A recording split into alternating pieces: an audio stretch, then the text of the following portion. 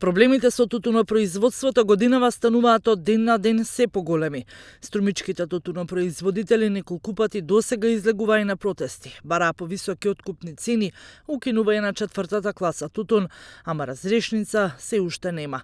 Во Струмица една откупна компанија дури се уште ги нема отворено ниту вратите за тутунарите. Кои се причините не се знае. Времето се изминува, а тутунарите производството се уште го немаат предадено.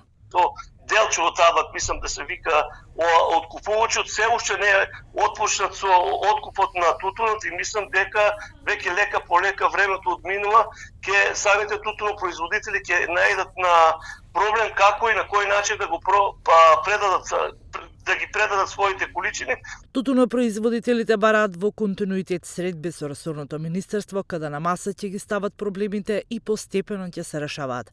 Од Сојузот велат дека која и да биде разрешницата, нема да биде во полза на тутунарите. Најголемиот терет повторно ќе падне токму на тутунопроизводителите. Цекот, ако не се постигне соодветен договор помеѓу двете страни, производители и откупувачи, мислам дека цекот на крај ќе упфатат самите земјоделски производители.